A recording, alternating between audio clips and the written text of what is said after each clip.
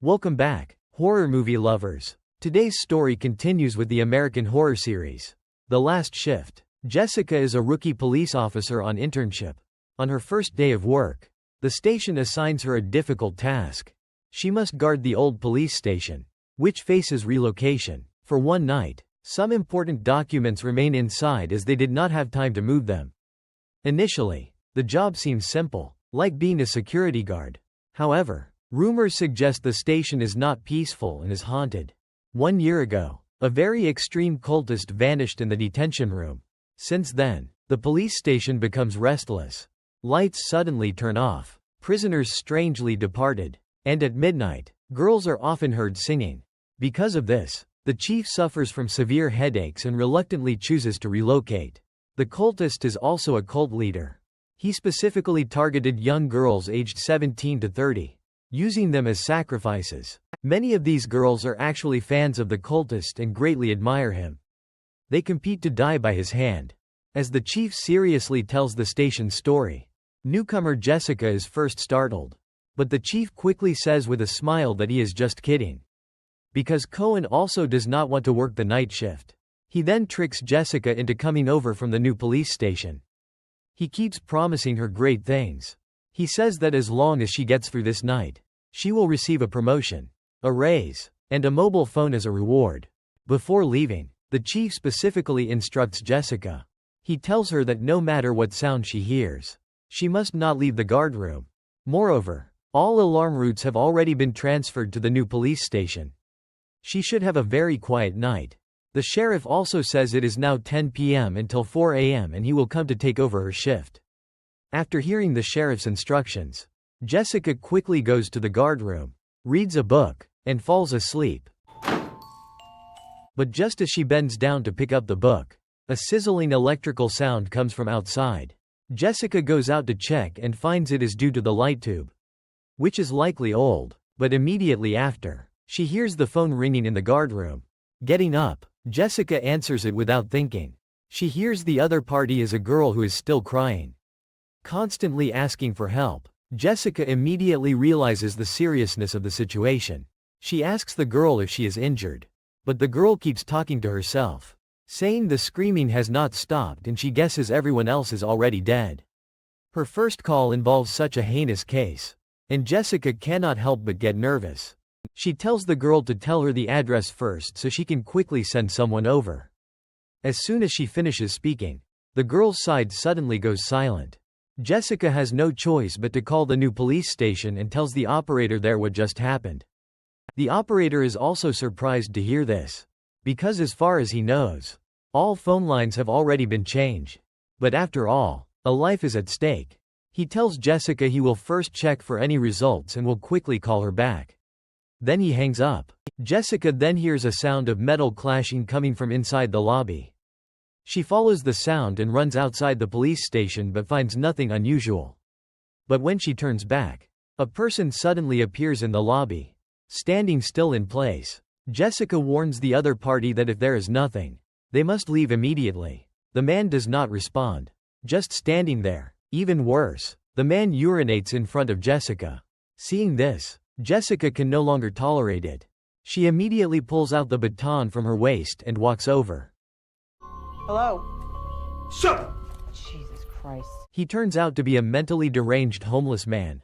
Jessica quickly drives the madman out of the police station and locks the gate. As she prepares to return to the duty room, a sound once again draws Jessica to the police station's restroom. She walks in and finds the restroom's interior filthy and messy. It looks like it has not been cleaned in over 10 years. And mold covers the walls. Following the corridor, Jessica makes her way to a changing room. She opens a locker named number 25. This locker is the one her father used during his lifetime. Her father, Mike, is an old police officer who worked for decades. But 1 year ago, he bravely sacrifices himself while apprehending a cultist named Payman. Jessica opens her father's locker. She sees photos of herself and her father inside. She cannot help but feel sorrow. As she puts the photo back in its original place, all the other locker doors strangely open by themselves.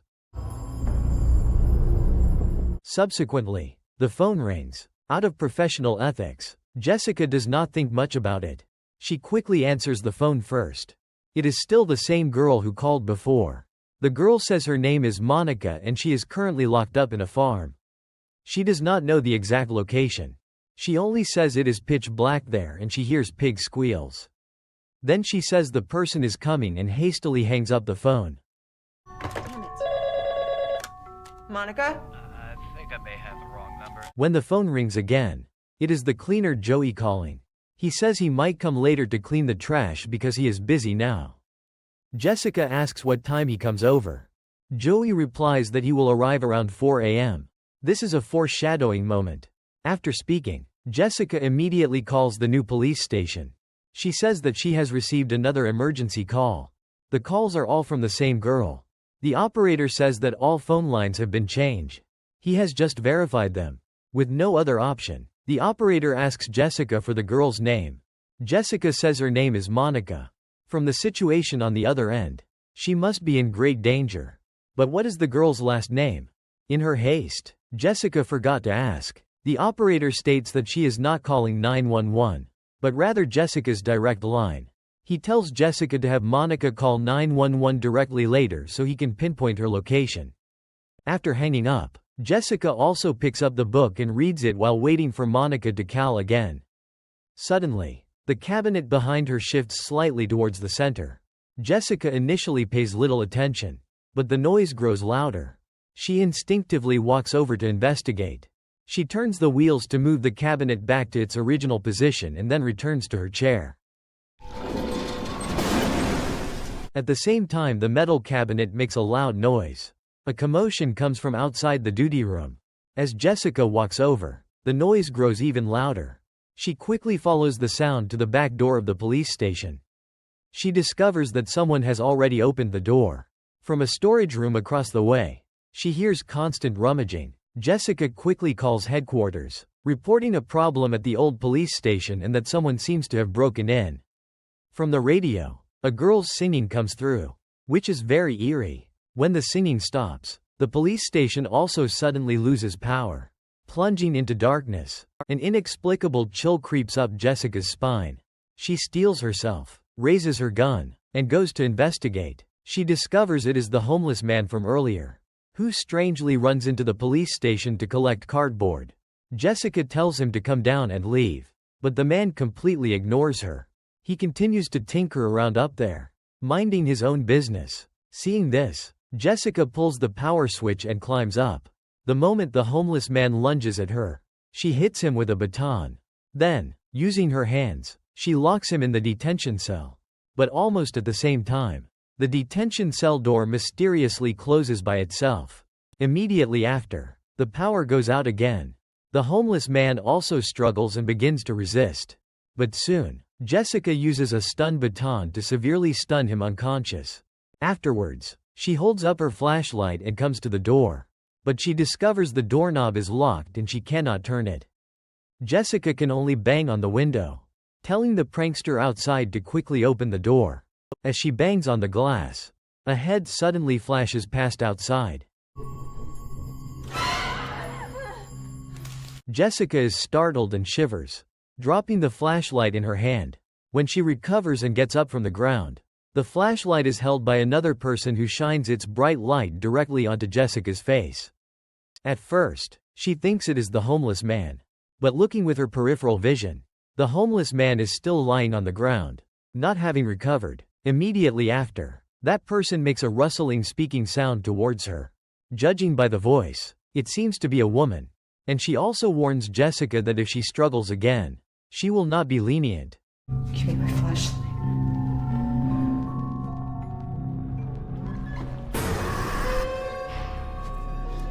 As three figures in burlap sacks flash past from behind, the power immediately returns inside the room. At the same time, the door also opens automatically. Jessica does not linger. She runs outside the detention room, sweating profusely, and locks the door. Thinking about everything that just happened, Jessica is also very scared. She holds a gun and keeps pacing in the corridor. Next, she hesitates for a moment and picks up the phone.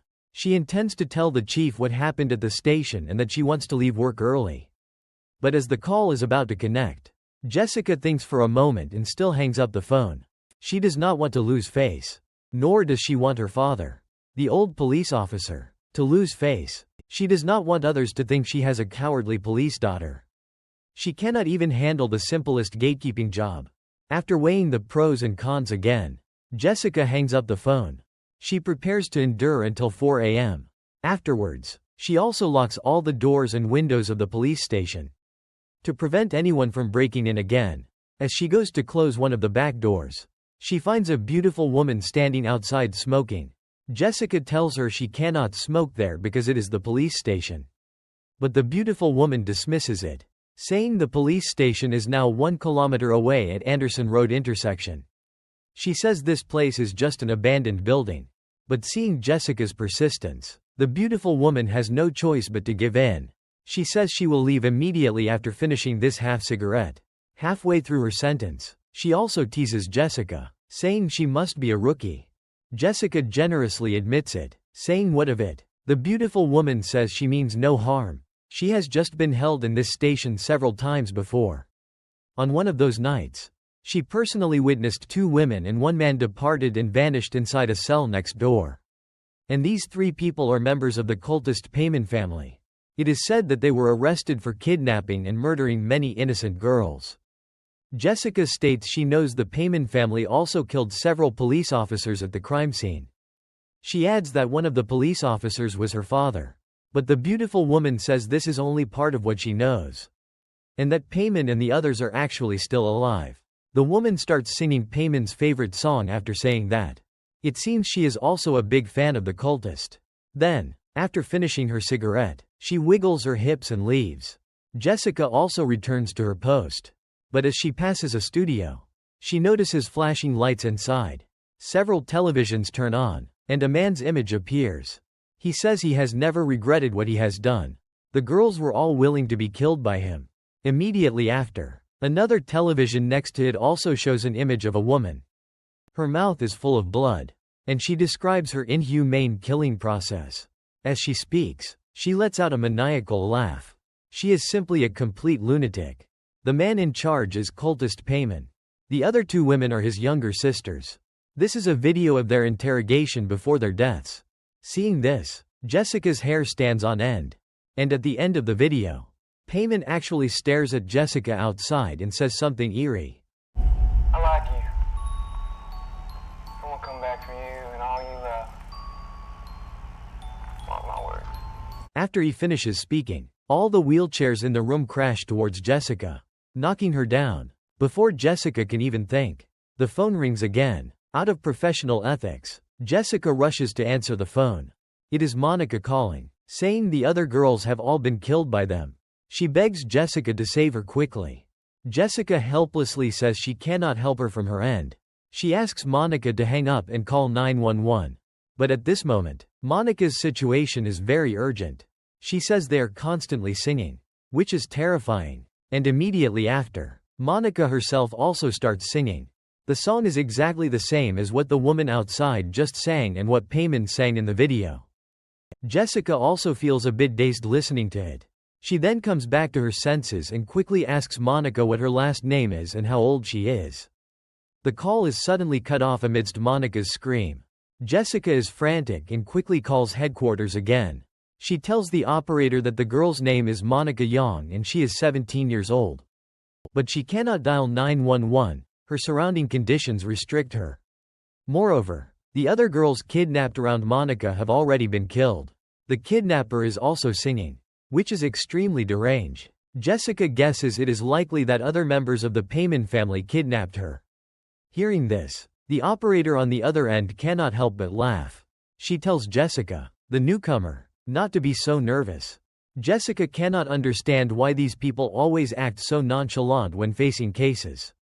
The operator tells her that all other members of the Payman family are under their surveillance. It is impossible for them to commit murder again.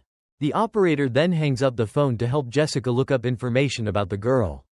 Monica. Just then, a whistling sound comes from outside the house. Jessica follows the sound, opens a door, and then sees this scene.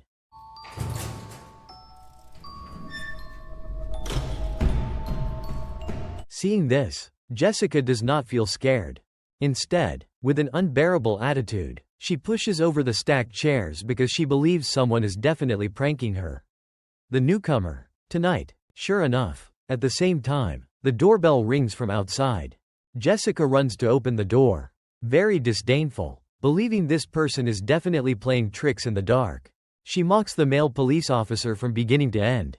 The male police officer asks if there is some misunderstanding between them, saying his name is Ryan and he is just worried about her, as he just happened to be passing by and came to check. Hearing the other person's strong explanations, Jessica also realizes she might have misunderstood him. Jessica calls the man into the house for tea. During their conversation, Jessica then realizes that the man was a police officer who went on patrol with her father back in the day. They also had a very good relationship privately. That is why he comes to visit Jessica. However, just as the man is about to leave, Jessica surprisingly discovers a huge hole in the back of his head. Realizing what she sees, she quickly chases him outside, but she finds that the man vanishes in the blink of an eye. As Jessica frantically searches around, a person's laughter echoes and flashes past her ear. As the sound abruptly stops, a strange person wearing a hood writhes on the ground, appearing in Jessica's line of sight.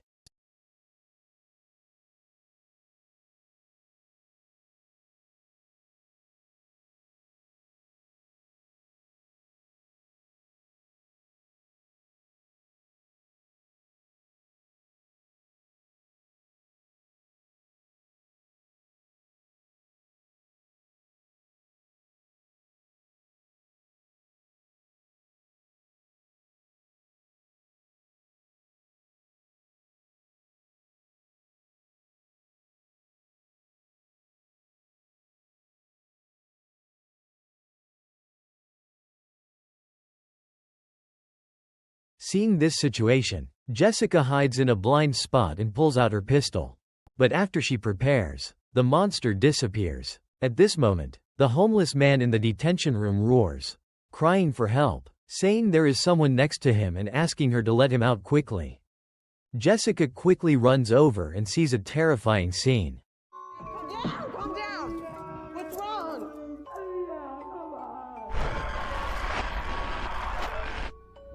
Seeing this situation, Jessica merely shakes her head and does not open the door to let the homeless man out. She also says that this is not real and everything is just a hallucination. After roaring for a while, the homeless man gradually loses his voice. Immediately after, a cheerful singing voice echoes in the corridor. The sound is very loud. It sounds as if many people are singing in chorus. As Jessica walks over, unsure of what is happening, a scantily clad girl, covered in scars, closely follows behind her.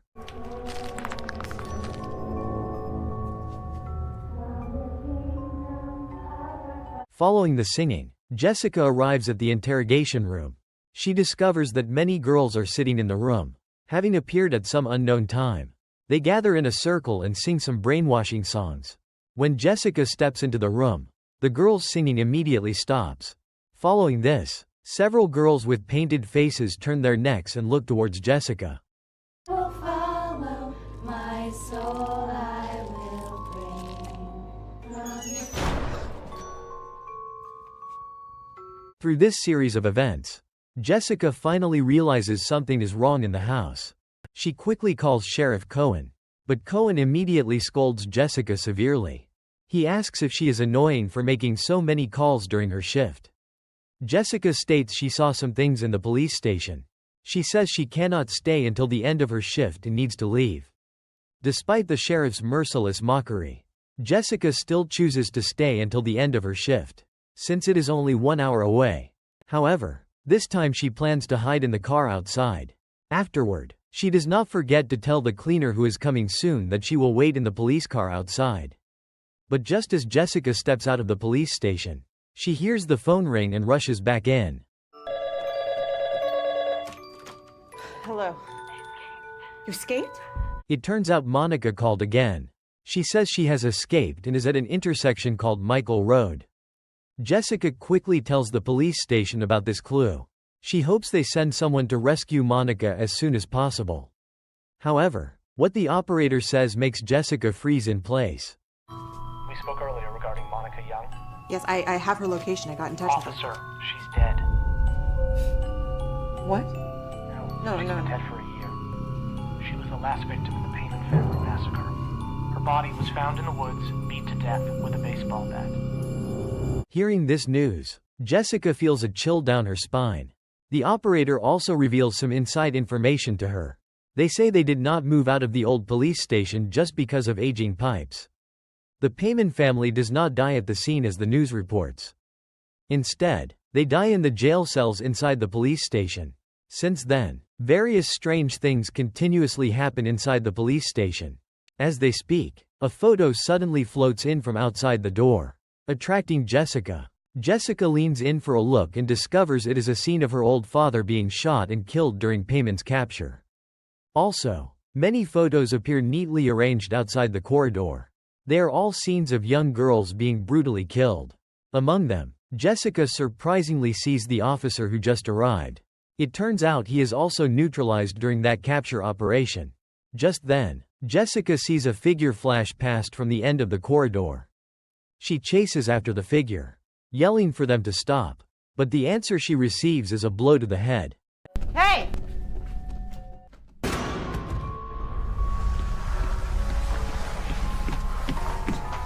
When Jessica wakes up again, she finds a young woman sitting opposite her.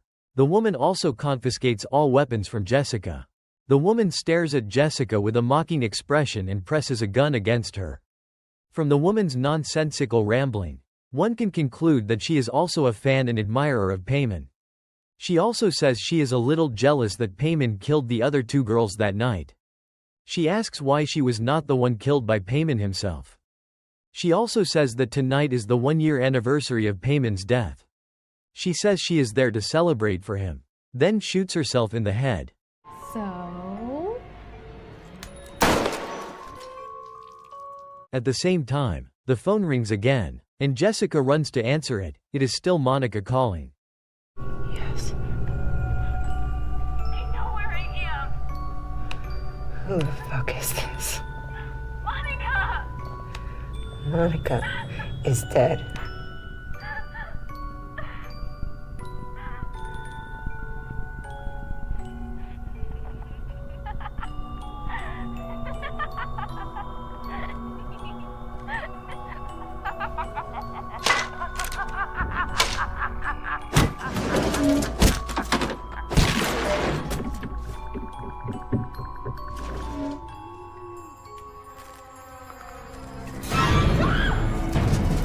Just then, Monica, with a face full of scars, surprisingly appears at Jessica's feet.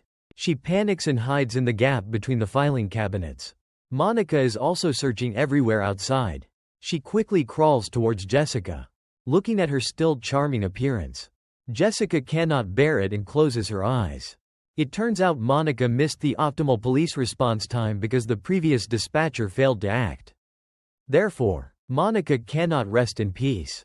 After Monica disappears, Jessica frantically tries to leave the police station. But whether she pulls the door or shoots it, the door remains indestructible like a barrier. It traps Jessica inside the police station. Just as Jessica runs out of options, her phone rings. After Jessica answers, her panicked heart finally calms down. She shows signs of joy.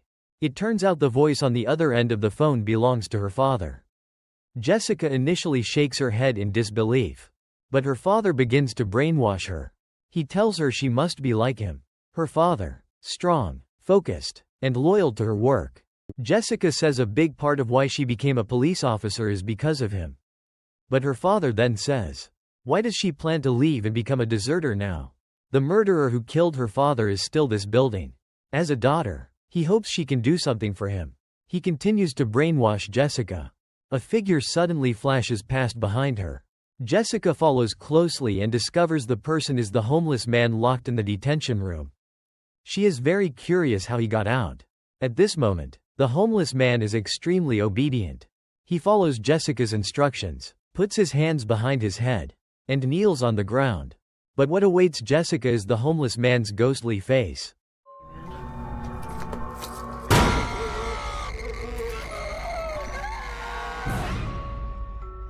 She quickly shines his flashlight, arrives at the detention room, and opens the door. She discovers the homeless man inside has been departed and killed.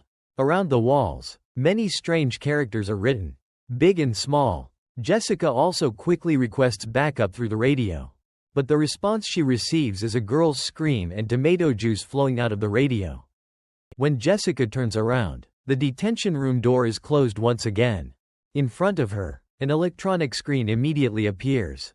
The content inside shows Payman and his two perverted accomplices vanishing in this cell. FTER putting on their hoods and preparing the ropes. Payman then turns around and looks at Jessica directly opposite him. At the same time, he takes off his hood.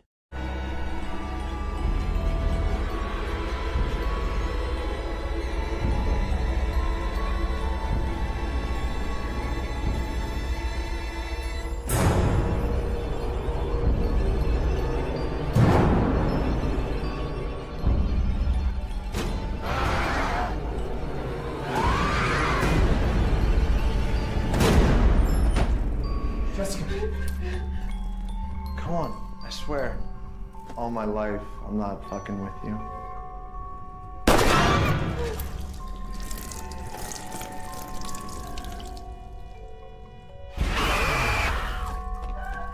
In the darkness, Jessica is terrified and frantically runs around.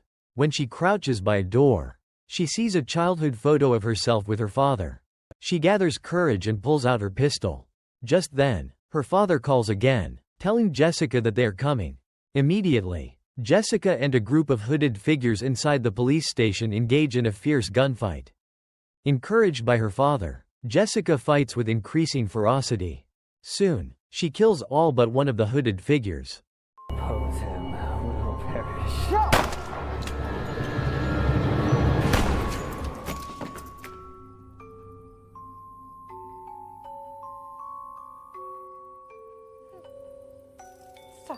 But as Jessica shoots and eliminates the opponent, the chief also arrives and shoots her. It turns out that Jessica is deluded by Payman and falls into a hallucination. The hooded figures she just killed are merely the 4 a.m. cleaners who were scheduled to come and clean up the trash. It's me, I'm Joe from BioClean. I talked to you earlier today. Drop the weapon! No, please don't do this. Please Don't! do this. No.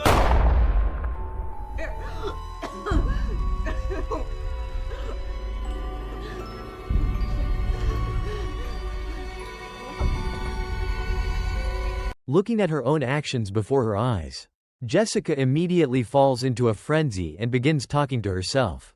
Then she becomes dazed. In the darkness, she sees Payman and 2 others walk towards her.